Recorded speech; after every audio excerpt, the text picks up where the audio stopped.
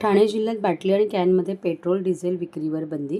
समाज माध्यमांवर पेट्रोल आणि डिझेलचा तुटवडा निर्माण होणार असल्याच्या अफवा आणि बातम्या पसरत असल्याच्या पार्श्वभूमीवर ठाणे जिल्हा प्रशासनाने मोठा निर्णय घेतला आहे. जिल्ह्यात कायदा व सुव्यवस्था अबाधित राखण्यासाठी आणि सार्वजनिक सुरक्षितेच्या दृष्टीने पेट्रोलसारख्या ज्वलनशील पदार्थांच्या मुक्त विक्रीमुळे कोणतीही अनुचित घटना घडू नये यासाठी प्रतिबंधात्मक उपाययोजना लागू करण्यात आल्या आहेत. ठाण्याचे जिल्हाधिकारी डॉक्टर श्रीकृष्ण पांचाळ यांनी पेट्रोलियम नियम 2002 मधील तरतुदीनुसार जिल्ह्यातील सर्व पेट्रोल पंपावर खुल्या स्वरूपात इंधन विक्री करण्यास तातडीने मनाई केली आहे.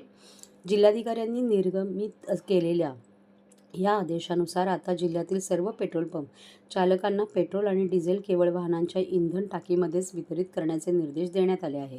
कोणत्याही परिस्थितीत ग्राहकांना प्लास्टिकच्या बाटल्या, कॅन, डबे किंवा अन्य कोणत्याही प्रकारच्या भांड्यांमध्ये सुटे पेट्रोल अथवा डिझेल विकता येणार नाही.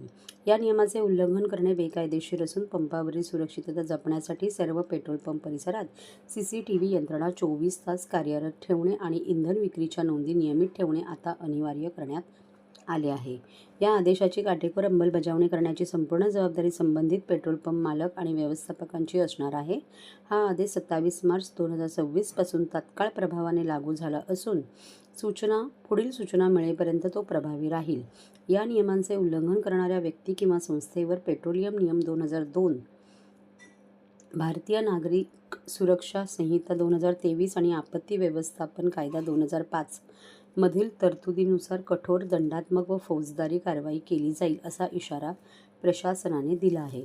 या मोहिमेत पोलिसांचीही भूमिका महत्त्वाची असून ठाणे शहर, नवी मुंबई आणि मीरा भाईंदरचे पोलीस आयुक्त तसेच ठाणे ग्रामीण पोलीस अधीक्षकांना आवश्यक कार्यवाहीसाठी सूचित करण्यात आले आहे. तसेच हिंदुस्थान पेट्रोलियम, इंडियन ऑइल आणि भारत पेट्रोलियम या कंपन्यांच्या व्यवस्थापकांनी जिल्ह्यातील सर्व पंपांवर इंधनाचा पुरेसा साठा राहील याची दक्षता घ्यावी आणि जिल्हाधिकाऱ्यांच्या आदेशाचे पालन होत असल्याची खात्री करावी असेही या आदेशात नमूद करण्यात आले आहे.